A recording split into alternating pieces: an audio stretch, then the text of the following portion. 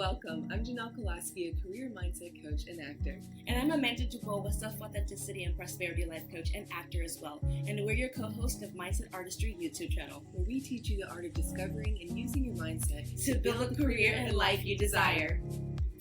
Welcome back to another episode of Mindset Artistry, and today we have an amazing guest, which I can't wait to dive into this episode. We have the amazing, drum roll, around the pause, all the things, Andre Ozim, who was an intern paralegal turned actor that I could relate to, working in the corporate world and now actor. And when he moved to New York, he was in search for his passion, and he discovered acting, doing background work amongst the many things.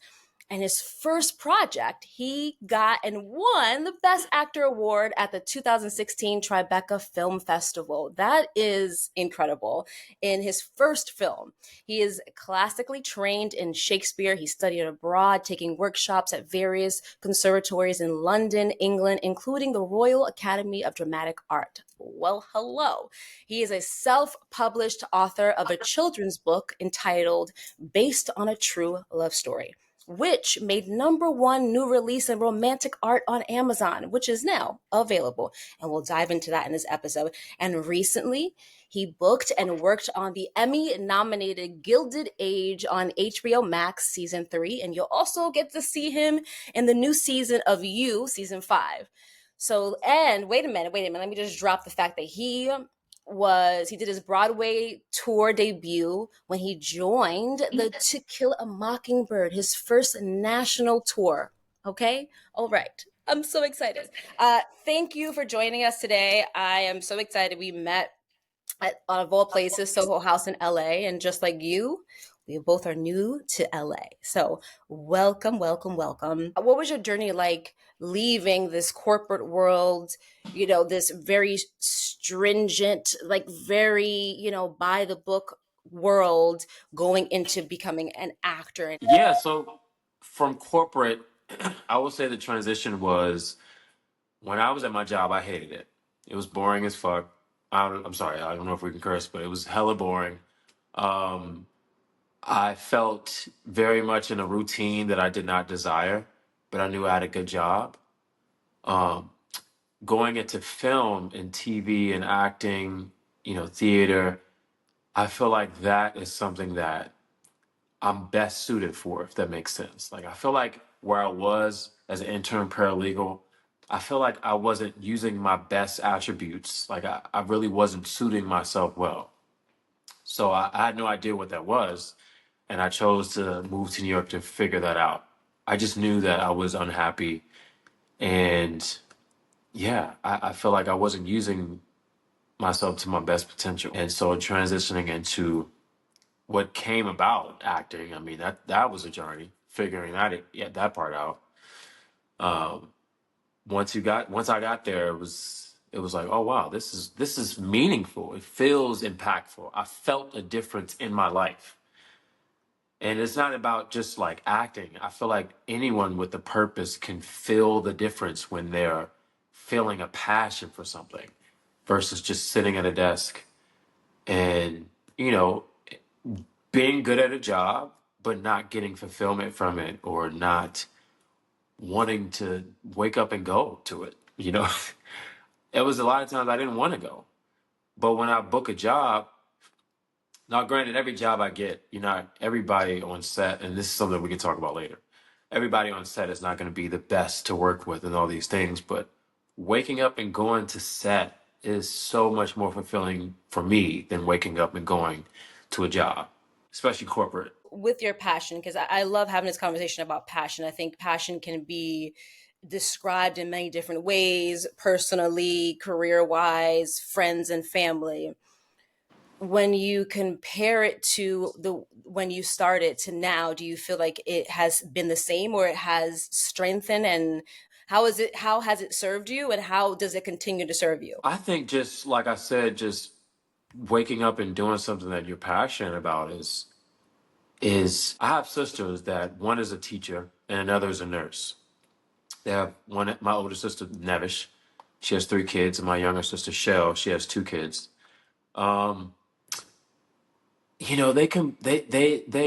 always congratulate me on how I'm just like pursuing my dream.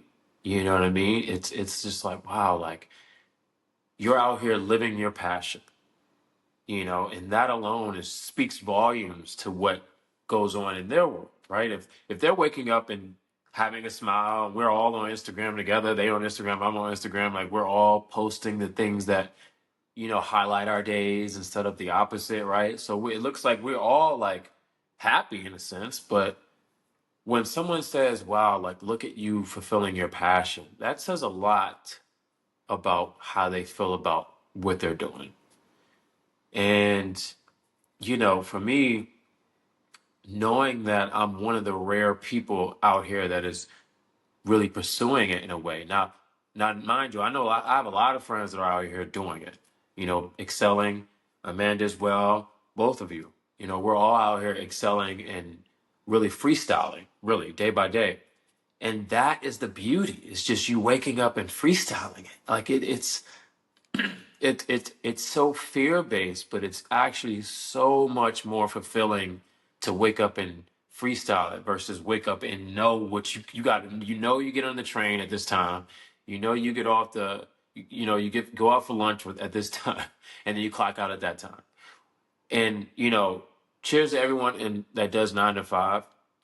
But for me personally, I feel like the freedom of waking up and living my life, kind of creating reality almost, is key for me. Just the ability to create reality, to have a thought and an idea and a dream, and to say I want to go do this, and for it to come to fruition is a power that I appreciate. I love that. And it is so empowering when you look at that way and you have that mindset shift and that perspective. What advice do you have for people that they're sitting there and they're like, this is not my story. This is not my life. I can't take this desk anymore, but they don't have that courage. And that's okay, but they're scared. Like, how did you pivot? Because I love that you say you can always turn your life around. So what advice do you have, maybe kind of like a step-by-step process for our audience? I know there's like 10 million steps, about really going for the dream, because it is scary. To be honest, there was no step by step. It was a step and just go. It was no plan for me. Um, for me, I was very comfortable where I came from, which is Bowie, Maryland. Um, I went to school out there, and I was at Department of Justice in D.C. at Union Square, and yeah, I felt very complacent. I had a good job. I was happy. My father made a decent living, so I was living with him. I was in college. I was good. So there was no reason for me to leave. So I had to just jump and go, because otherwise, I probably would have still been there. And I would have been making a nice little salary by now, probably. Um, but to be honest, there was no step by step. It's a courage thing. You have to, I don't even know if you can teach that. I think for me, I understood the importance of living my purpose, and I felt that I had time to do that. Those are two key components. Like if you find something that you are passionate about, or you're like, this is what I'm supposed to do with my life.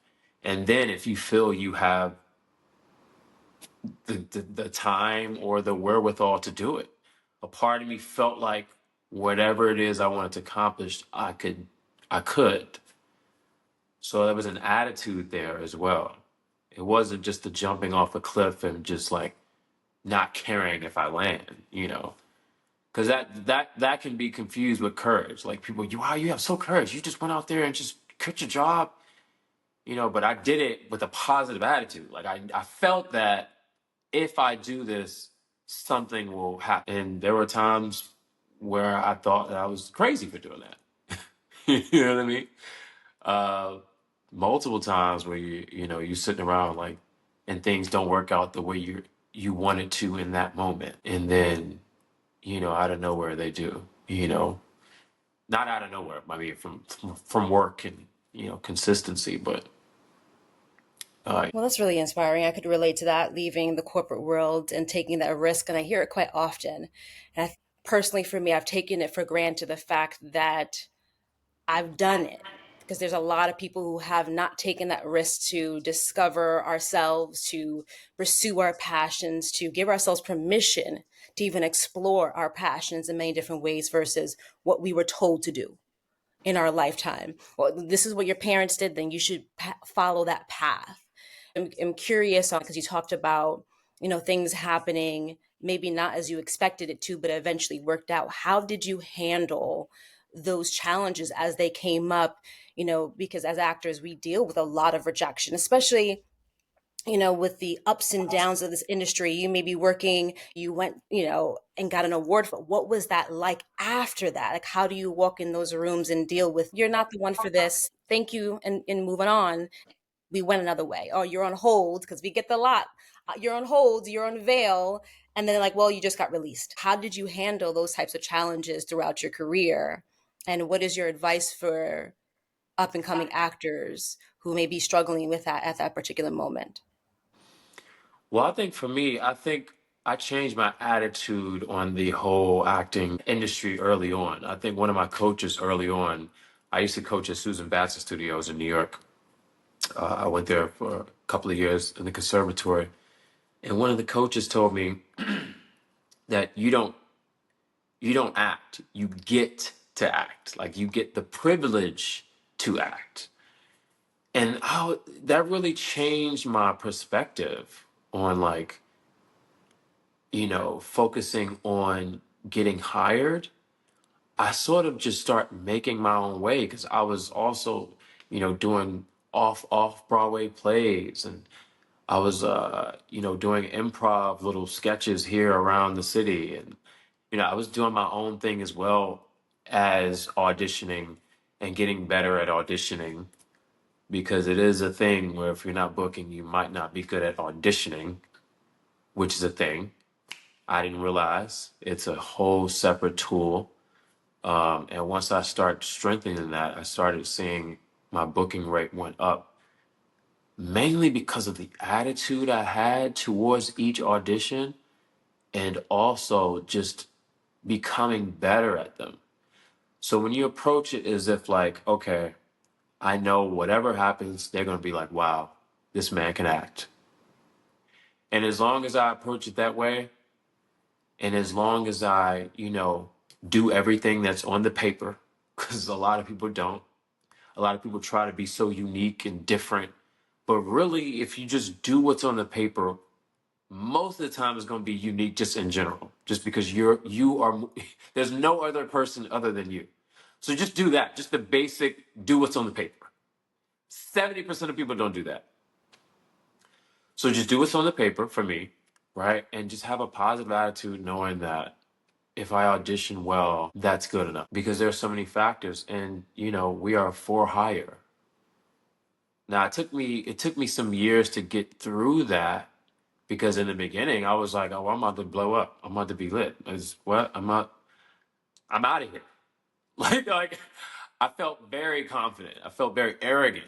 I felt like I knew more than I could. You know what I mean? I needed to be humbled in ways that this industry will humble you, and you be the next, avail check and all these things. It humbles you. So yeah, positive attitude and just auditioning well, but not just a positive attitude, just an attitude knowing that you are for hire, and this is what you signed up for. Like, your job is to audition. That's your job. And when you book a job, then you become a private contractor. You know what I mean? But until then, your job is auditioning, because you're literally looking for work as a job. You know, until you write your own thing, or until you become a name, or whatever happens first. Yeah, speak That's that truth. that's yeah, no, it's very inspiring. That was a big shift for me, finding the freedom in auditioning. I wasn't booking, and I wasn't, I was always doing what was on the page, but I was just kind of not being bold enough in some ways, though, and it's completely different from when you get on set. A lot of times my auditions didn't even match what we did on set. So thank you for sharing that. And I know. also, I know. I, I know it's amazing. I want to know about this book. I want to know more about what inspired it, based on a true love story. I love love. We were talking about how I write love letters on my typewriter. I know So, that's dope. That's so cool. thank you.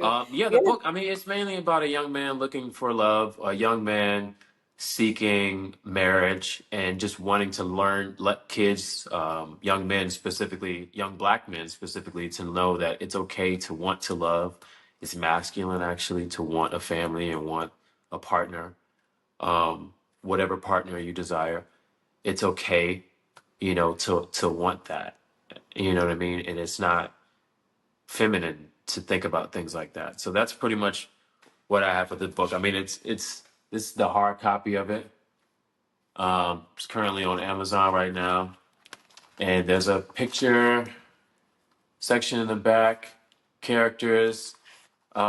This book was actually signed by some of the people from my book, from the To Kill a Mockingbird, from the show I just did, and yeah, I with that tour, I was able to actually go across the country and tour at multiple schools. So I've been to maybe at least 60 schools around the country, just touring and telling principals about my book. Like I've been to like St. Louis, North Carolina, DC, here in California. I mean, just so many places, and the joy in the kids' faces, like hearing about like what they think about it, and just it for me, it's like it's one of those things. It's like, okay, this topic is important to a lot of people, but a lot of people don't talk about it, you know. And this is also a kid's version of my TV pilot. I wrote a TV pilot based on the same premise, but it's a young older man, who's basically experiencing the same thing. Like if you think Joan from Girlfriends, his quest on finding his dream girl. And I also just wanted that premise to be, it's okay for a man to look for that. And we don't really have that going for us. Like in this, like if you watch a lot of shows, it's not that many of male perspective on the love journey, and it's something light, but it's also something very important. And it's something that can glue us all together. If we get better with relating with each other and focus on the things that matter, which is love, honestly. In my opinion, I don't want to, but in my opinion, I think that, it is beautiful how, Janelle was just talking about, her partner getting her a typewriter and him remembering that a year ago, and just that little stuff is what keeps you going through those no's. And you know what I mean? Like after that, you wouldn't care. Audition, what? You wouldn't even care. It freezes time, things like that. So those are the things that I kind of want to get back to the forefront, and I feel like it's missing from just the messaging that is out there right now. Listen, I appreciate you having that conversation so openly about love. That is a big conversation with a lot of people. I've sit down and talk about what is self-love, what is love amongst your friends, what is love amongst your family, what is love amongst a partner, what does that look like, what does that feel like? And I think there is a disconnect, specifically amongst, at least for me being Black and Puerto Rican, there is this stigma around we can't be loved for who we are because we're so masculine and so strong. So the fact that you brought up, because I had this conversation the other day with a guy and we were talking about love and he defined love as feminine. I said, but why does it have to be feminine? It can also be masculine. He was like, well, no, I associate that with like nurturing. I said, yes, but masculinity can also be nurturing. And I get the fact that there's this common through line that masculinity is about protection. And then women are seen as nurturing. So we have that dynamic and it comes together beautifully. But why does it have to be so one-sided? Why can't love be seen as also masculine and be nurtured in that way? And so I love that you mentioned that, because see, what I was saying made sense. And I know I'm speaking from a woman's perspective, but it doesn't necessarily mean that it has to be considered vulnerable and soft. I get that, but it can also be connecting. It can also be something that is the commonality between all of us is love. We all want to be loved. We all want to feel love. We all want to give love, whether we admit that or not. But love is one of the most important things that we can ever experience and share with other people in our lifetime. But we're being told what love is instead of allowing ourselves to explore what love is, because we have, past experiences, we have family trauma, we have social media telling us what it is and glorifying it like it's just gifts or it's wealth or it's this, and it's so they're putting it in our faces and it's not allowing us to make our own opinions and our own decisions about love. And so I appreciate that you have had that conversation or really and running that conversation, especially with the youth, so that the next generation can have these conversations and feel comfortable in relationships to nurture that love with each other. And sometimes the woman has to be masculine and the man can be a little bit more feminine in his moment and live in that. And it's okay. But it's like, no, men are meant to be strong and women are meant to be soft and tender and ladylike. What have you learned by writing this book and having these conversations with the younger generation and maybe your friends and family? What have you learned about love and how are you implementing that in your own life? It's a great question. I think with this, just the labor of love, as far as just working on this and saying, like, I want this message to touch others, that alone was a labor of love. Like, I felt like that is love, like having an intent to make a difference, whether it be personally with another person, whether you want to make that person happy individually, or you want to make the world a better place. I feel like this story has taught me where I put love in my life. It has taught me like how important it is for me in my life. Love is, I guess, I would put that at the top of me, of my personal life. And just writing this book and having this premise has gotten me to understand that, and it's interesting. Throughout my kids as a kid, I used to always want to be in a relationship. I was in relationships. I've been in a 5-year relationship. I've been in a 2-year relationship. I just finished a tour, so before that tour, I was in a relationship for a year and a half.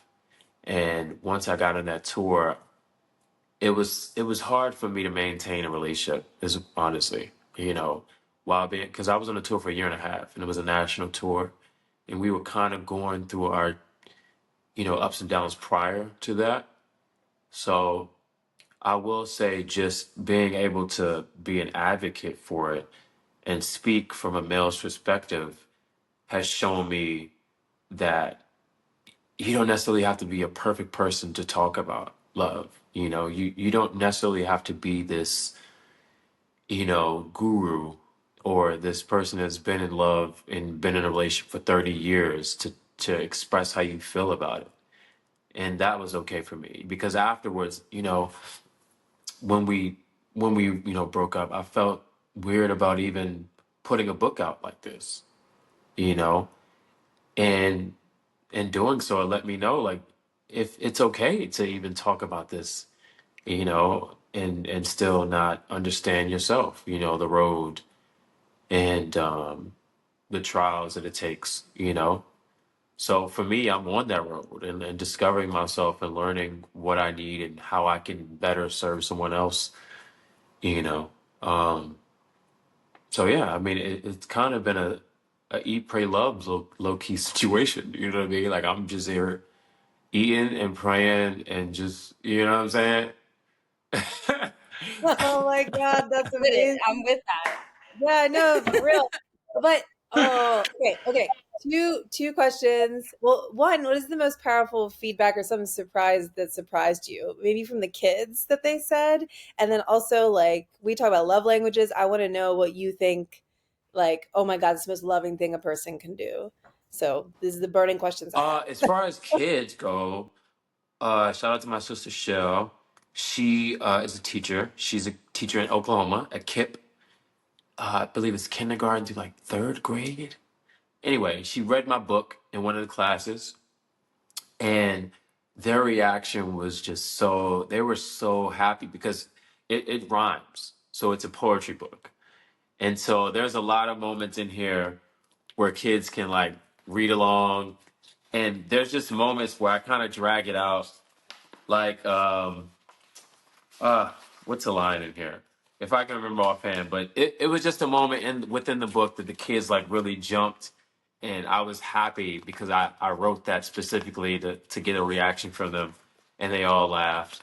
And overall, kids don't really have a full understanding of love so much, especially K through fifth grade, but they understand that it's powerful. When you talk about it, it's a lot of yeah, yeah, blah, blah, blah, blah, blah, and then love, and then you can hear like a pin drop. It's like they know the power of it. So I love that effect. And yeah, I mean, so far, I haven't really gone to many schools to read per se. I've more so gone in to talk to principals to get them to get the book, and a lot of them have gotten the book, schools, and I've gotten good feedback from the teachers. But as far as like reading it, that's what I want to do in 2025, do more readings and to get actual reactions. But for the most part, I've read to a few classes, maybe like two so far, two or three, and the reactions that I've gotten were great. They love the book. It's funny, and it has a funny little twist in it that I added. So and as far as my love language, I feel like for me, and it's funny that you asked that because I've just finished the book, The Five Love Languages. I believe it's that book. I finished it maybe months ago, but I took away from it. I'm like, wow, like you really can feel a way based on how someone shows you love. For me, I think quality time is something that I appreciate. Like if someone like sets aside to like hang out with me or like go to this event with me or like just talk on the phone with me or just someone who wants to just do that is there's no intention behind it. A gift, giving someone a gift is like, I feel like when you're in a relationship and someone remembers that you like typewriters, of course I want that typewriter. If you think about it 3 years later, of course, give me that shit. But, overall, I feel like in the beginning process, quality time is something that I appreciate. And in this book, I mean, that's kind of how they met. I mean, they randomly met, Devin and Tiffany. They randomly met on a train, and you know, prior to, Devin was very confused and very just sad about the prospect of like finding his dream girl. And, having a talk with his sister Andrea, she was like, man, maybe you should just change your perspective on it. A few weeks go by, randomly he meets this girl on the train, and the rest is history. Things like that. Just a simple perspective can change what you attract. But yeah, love language would be quality time. I think quality time for me is everything. That's how I know you love me. Listen, Oh I'm here my for that. god. Hey, now that Nell brought that up, Nell, what is yours besides gift giving? Because I know that that's the thing for you. But now I want to explore this. Wait, let's share. Let's share. Nell? Oh, yes. Yeah. I mean, so Amanda did this real sweet thing where, we would go on trips and she would come down with like a little coffee and snacks for me. And she just really pays attention. So I think why that the typewriter gift, I think it's like when I feel like people see me or hear me, like my needs, is I'm such like a boss bitch. And I just What make is stuff that happen called for though? myself. What is that Huh? called? What what I what is don't that know what called? the Is the it love language.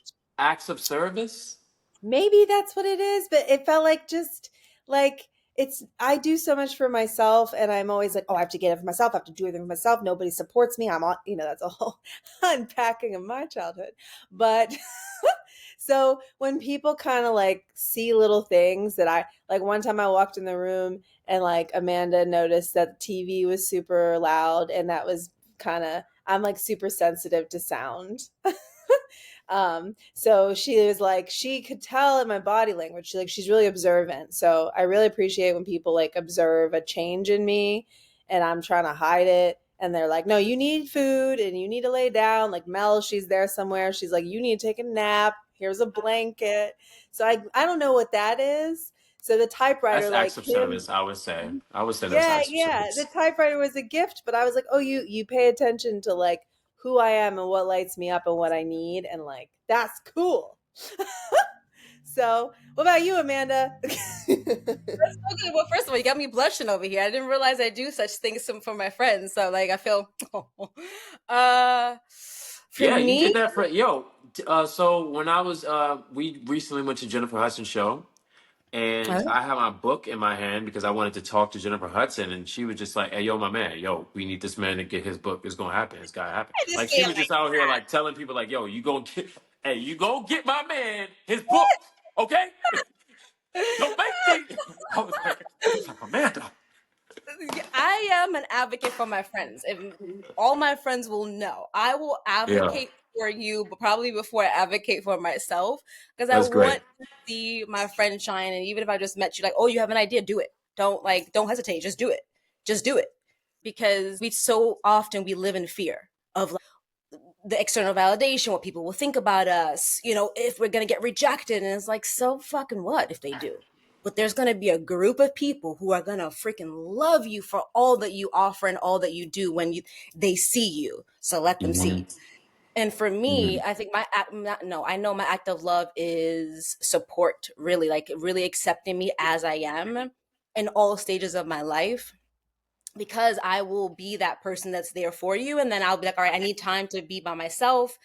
And they know that. I love that when people understand that and don't take it personally. It's like, hey, I just need some time to recalibrate and reconnect with my inner self and let it go, or accept the fact that when I get scared or really happy, I'll start crying. And it's like, yeah, that's just who I am. It's something that I love about myself. And I've done so much work on accepting me as I am, even through my past pain and trauma and all the things that we have to deal with as adults and human beings.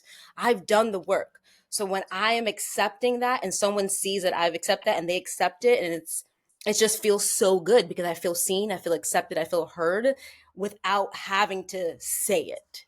And it takes time, and I'm a very, well, y'all know this. I'm a very guarded person, but that's because I love so hard. And you know what I mean? Like I am again, I'm an advocate for my people. Like that's it. I'm an advocate. What you need, I got you. I'm there. Call me at 2 o'clock in the morning. Call me at 4 in the morning. I'm like, hello.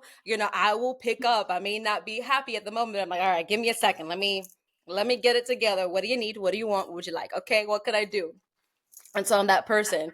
And so it's nice to have that reciprocated and feel it genuinely, not forced, because I never want anyone to feel forced that they have to do that for me. Never ever. And vice versa. Like I don't want to feel like forced to do something because that is conditional. To be, you know what I mean? I'm not a person that does well with conditions in that way. Like, in order to get this, you got to do this for me. And I'm like, that's not genuine. That's not true, especially when it comes to relationships. I like that honesty. I like that, show me who you are. It's okay. I am the last person to judge you. I might make fun of it, and that's okay because you can make fun of me too, and that's fine. But you can be your whole self with me, and I will be like, yeah, go for it. You want to jump in the middle of the street naked in the rain? Do it. I'll be right there, right with you. Sure. Like, I don't do what you do and live your life, because at the end of the day, we're all going to probably die by ourselves, or it's going to be over and no one's going to matter. It's not going to matter. Janelle is having a blast over there. Well, because we have these conversations all the time and we talk about this. And I think, I think what we Janelle, are want you to, on mute? yeah. Yeah, I have a very loud laugh, so I'm just keeping it over here. No, share it, share it.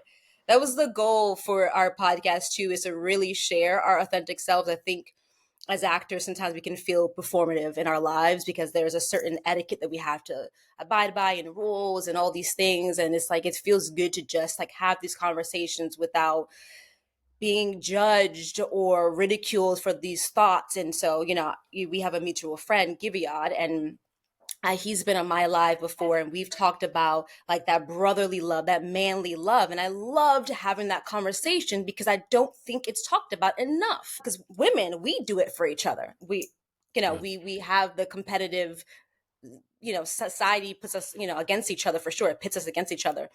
But at the end of the day, I think our love and hugging each other and holding hands, that thing is like very accepted amongst women. But for men, it's like, ugh, don't do such things. Hugging each other, embracing each other is like, that's not manly enough. And so I loved having that conversation. And I kind of want to put that on you.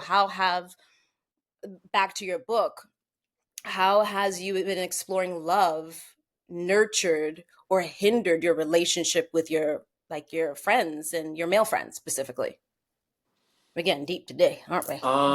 For me, yeah, I mean, I don't mind going deep. For me, it's like I'm learning that I'm a lot more vulnerable with a woman than I am with my male friends.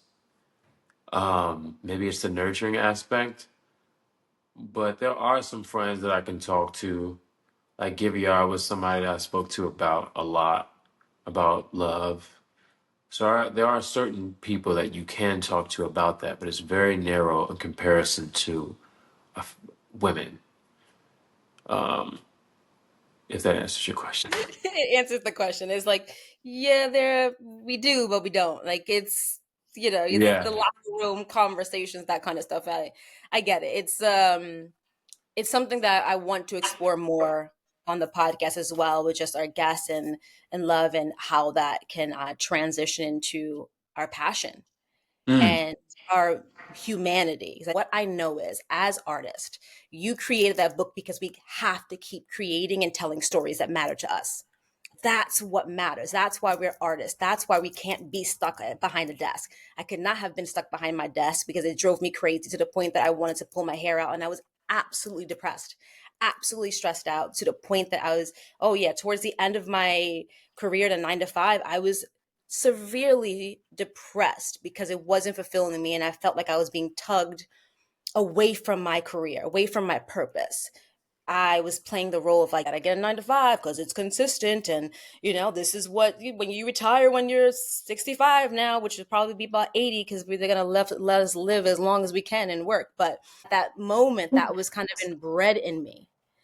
And so being able to be artists, like Janelle, I know she's embarking on a beautiful journey and sharing her story with her family. And I just commend all of us to do that as artists. If you have a story, tell it. It matters. There is someone out there who needs to hear your story. That's where our voices matter. And that's why it's so important to find our passions, to do that inner work, to heal the trauma, so that when we can have these conversations and talk about the pain and suffering, it no longer weighs on us. It no longer feels like a brick wall. And we no longer feel like we have to carry it for other people, but we can share it so other people can let go of that burden as well. Because we carry a lot of baggage as artists because we care so much. We care so much. We observe everything. We feel everything, whether we admit it or not. And we have to, for this art to showcase and reflect reality, to reflect the nuances of a human being. We could be angry, but still live in the sadness of it. That's the duality and the tribality of whatever those words are for as a person, right? Like, we all have many versions of ourselves. I'm so grateful that you are sharing that story with the younger generation, especially amongst young boys, and then encouraging them to have that conversation, and therefore encouraging me to have that conversation with other people. Yeah, and it encourages me to want to share my story and my point of view of things without impeding that on others, and just like, here's my story. This is where I came from. This is me, or and yeah, I wanted to share that and thank you for that, because it's a beautiful thing that we all get to do that, and I don't take it for granted. But I want us to all continue to do that. That's why we created Mindset Artistry. It's to not only talk about the business, which we should go back to in a minute, but the business side of it, but talking about the mental side of it, talking about the connection of it, talking about the humanity of it, because we are artists, and we are the most important factors in humanity because we get to share the story. We think about what cavemen back in the day sitting by the fire, what they do, they tell stories. That's what we're doing. We are the storytellers. Yeah, tell amongst the fire and writing it on the wall, great, carving it on the wall. That's what we're doing right now. That's literally what we're doing. And such a gift it is to be able to do that. Like I am like, Yes. yes, this is Yes. it. It's invigorating. It's exciting. Um, Now I want to pass it Right. to you because I know I want to like jump into a little bit of business. Andre briefly in another conversation we had is he understood that this career is a business. Yes, yes. And the balance of that. So I'm always talking about the business craft and self-care craft. We all get on that. We love that. Self-care, hopefully some of us find it sooner than I did. But the business, a lot of artists are sometimes I've seen two sides. One, they don't feel like they have what it takes to be a business person. They don't think they're capable. Or two, they're afraid that they're going to offend somebody, but they don't have the mindset like this is a business, and like you're saying, it's a job. Like auditioning is the job, and then you're a contractor, and I'm the solution to your problem, like here you go. But I would love advice that you have for all creatives regarding the business side, and have it to have that mindset, because you have a beautiful resume here, and that's because you believed in yourself and you showed up and you're like, I'm ready to work. So, what advice do you have for people that have some fear about it, or maybe they're like, I don't even know what type of perspective to have? Um, well, I mean, just simple stuff like replying I mean, if you're lucky enough to get reps, replying fast to their emails, turning your auditions in on time. I mean, the basic things in order to be taken serious, like having your resume, even if it's like five things on it, you want that thing to look polished. You want it to look good. You want it to be all the same font, and make sure everything is crisp, and headshots taking the best, me, I kind of regret it now, but I didn't really have any professional headshot photographers for a lot of my first time being shot. And I feel like that held me back from being like just being clicked on as far as like my profile, or just, I don't know, when you have a strong headshot, I'm learning that it also increases your booking rate as well. Having a professional shot. Yeah, I'll put a pin on that. And overall, just yeah, I mean, just having the understanding that this is a business. So if you're seeking a job, you want to put your best foot forward. You want to have the best audition. You want to have the best marketing tools. You want to try to get rep if you can. If you can't get rep, have some monologues handy. Just try to showcase your talent any way you can. For me, I also read some books on as far as like, the producer aspects, and as far as like behind the scenes with crediting and things like just having your name and slotted in the beginning of the show or at the end of the show or in the opening credits versus you can be and Andre Ozim or by, what I mean? It's just so many credits, just so many things just alone outside of the acting industry that I took time to learn, and that I still need to learn. I need to learn. It's so much I need to learn in this industry, but me wanting to explore outside of acting is a part of the business. You being curious outside of acting is a part of it.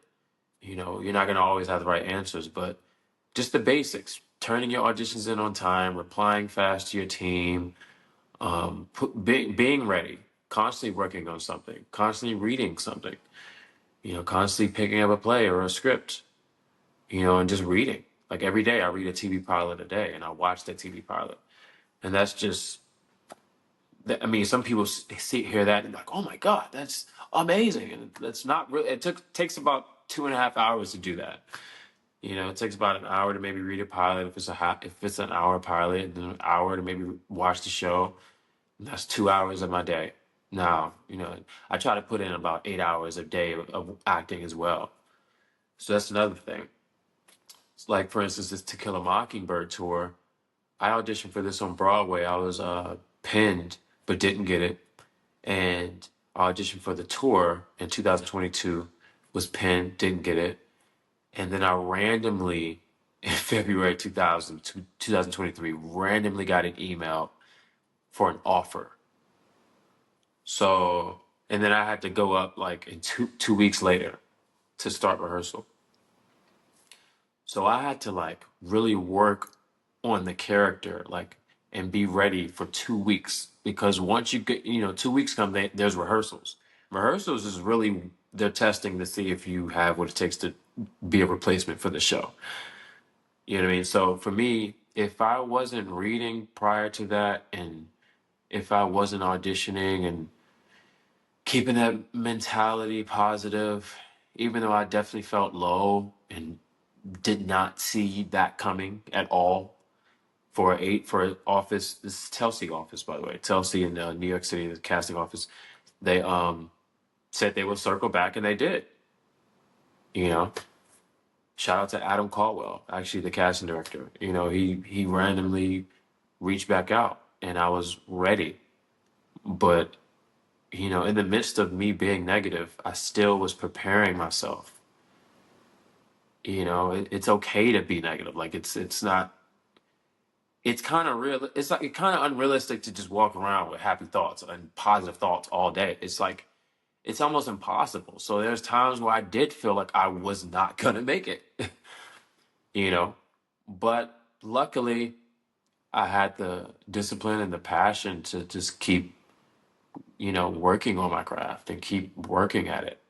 And an opportunity came, and I was prepared for it. And then after that, work begets work. How that saying goes. So, but yeah, I would just say to anybody who's out here trying to continue and just get their first credit, or just get their agent, or get their fourth credit, to just keep working on your craft. I mean, we hear that all the time, but we don't. A lot of people don't do it. In the preparation is what's creating your opportunity. You have to see it from a metaphysical place. Like, you can create reality, like I was touching on before, by preparing for what you want. It's almost as if like you already did it. So it's like you already got it. It's like if you're on set tomorrow, if you book your series, hey, actually, you know what? Remember that series regular they turned you down? You're on set tomorrow. Can you make it? You got to be ready to go tomorrow. Are you ready to be on set tomorrow? If you're not, then you cannot complain about not being there tomorrow. That's how I view it. Because like, yeah, when you're on set, it is fast. Like when I shot Winning Time, I was very fast. It was a very fast thing because that was a star-studded show. So the shots weren't necessarily on me, because at the moment I'm not a star. You know what I mean? So it ain't about me. I'm lucky enough to be working with Adrian Brody. So, the shots are about him. He's also one of the executive producers of the show. So when you start to understand that, like, you start to understand you have to be on your A game, and you have to be ready. And if you show up not ready, that will not look good. So if anything, the universe is doing you a favor by not allowing you to be not ready, because if you show up and you're not ready, then they're going to remember that. My God, and it's so true. It kills the nerves. I have a funny story. So one time I went in for a Peloton commercial. Now let me tell you, I've done a lot of spinning classes, but I went even like the week before to make sure I could really do it. But, there was a time where I was going like, I don't know, 4 or 5 times a week. And then maybe at that time it was only like, every other week. And then, maybe some weeks were twice. And then I get in there, I look like Bambi because they put these shoes on me and I was nervous. And then I'm like skating over to like the bike. I can't click in. So I think that's the acting reps for me. It's like, I love that you're talking about how it creates opportunity. Amanda and I believe in that wholeheartedly. But also it's just like, then when you finally get that opportunity, you can do it. Dancers and musicians, like my acting teacher at William Esper, Barbara Marchand, she was always like, actors are the laziest of the artists. Let me tell you, because it's true. As a dancer, like, we're always doing the fundamentals. Musicians, they do scales even when you're like playing the top orchestra in the world, right? So thank you for bringing that up, Amanda. Yeah, no, that's stellar. I hope everyone takes that into consideration, because it even hit me in the heart. I was like, yep, gotta up it. You gotta basically it's like dressing for the job you want, not the job you have. And I've learned that from working in the corporate world, is just thinking about that. If you want to be a series regular, what does a series regular do on a daily basis? How are they preparing? How are they living their lives? How do they see the business? How are they communicating with their colleagues, with their representatives? How are they seeing this business? Because at the end of a day, if you get thrown to the wolves, you're going to either get chewed up and like devoured, or you're going to be able to command them and be like, chill, you over there, and you can walk with the pack. And a lot of times, like I was very lucky enough earlier on to understand the business because someone taught me the business and just the basics of understanding the headshots and resumes. And back when people were mailing those in and doing, thank you cards, and you may not get the yes now, but do great work and you will get the yes later, because they remember, it's their job to remember you. So like, it's like Mel Mack, one of our casting directors, who's been on, and she's been just a good friend for both of us. She said, book the room. That's what you do. You book the room. It's not about sometimes booking the job, is booking that room. And so putting aside all these superficial, I want to be famous and I want to it's like, put that aside and get back to the root of it all. Is the storytelling, is the craft of it, is the acting of it, is the performance of it, is the camaraderie of it, is the collaboration of it. It's all of that, and being able to do that. So thank you for reiterating what we constantly say on this podcast, but I feel like it goes through one ear and out through the other when people are listening. So I hope that it resonates, because I also need to hear it sometimes, because we have those moments where I'm like, oh, I feel really low today, but it's like, slow down, take a look back at how far you've come. You're no longer where you were. Remember how far you come, and remember now, what's the next step? What's the next level? And so I appreciate that. You said something, and I wanted to talk about it. As actors, we have to not know just how to be an actor. We have to also be our CEO of our brand, and understanding the business and understanding what it is to get those credits, those points, those, back end points, all those things, and to be able to talk that lingo. And even if you don't have reps, it's important to get this information, because then you can rep for yourself. You can, pitch yourself to producers, pitch yourself to directors, pitch yourself to all these things. And so it's always something to learn. As actors, as creators, there's always something to learn, because we're all in that same boat, and it's never not going to know it all. That's impossible, because if you did, then what's the point? What's your advice for actors who, because you've worked in both theater and now film and TV, what is your advice for understanding the dynamics and of working on set versus working in theater? Because this is a very different muscle. It's a very different muscle when you're working on theater, where you have to perform twice a day in front of a live audience. And if you mess up, boy, you better catch yourself and hope that your other, your castmates catching with you too. And whereas like on set, you can mess up a line and go line, stay in it, and understanding camera. Yeah. And what was it? Michael Caine talked about, if you have a shot in front of you, they're doing the over the shoulder of a character.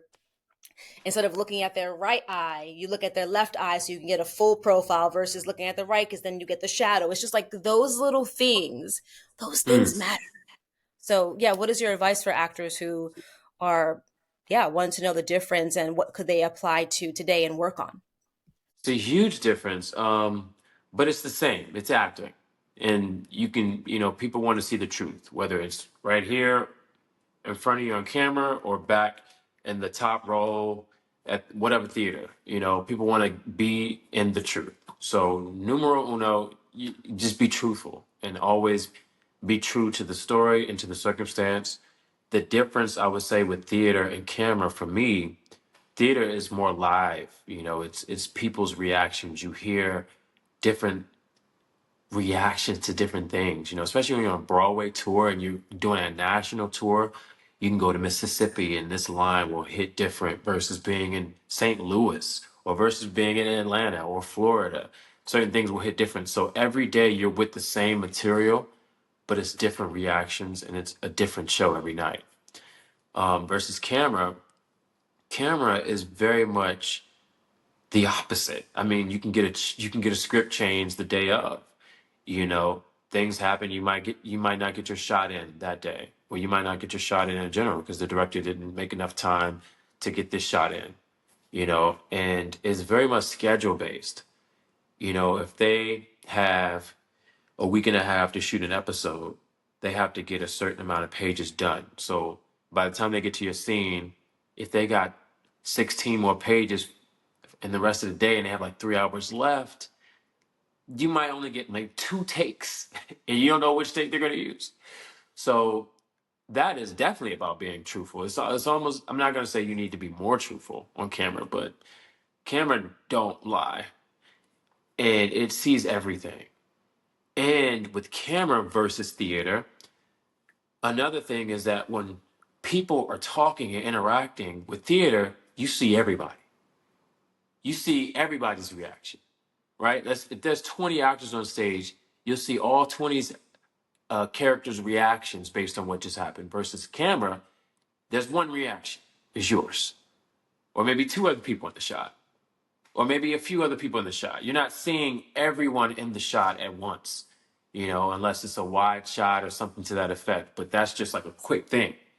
Theater, the whole time you see everyone, so those are key differences. So when you're on stage, you really have to be moment to moment the whole play, because someone will see if you doze off, or someone will see if if thing, and the pacing is everything as well.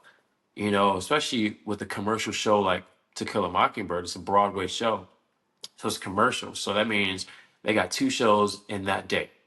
So these shows are about a 3 hour. That show specifically was about 3 hours and like 15 minutes or something, with the 18-minute intermission, right? So there's tickets being sold.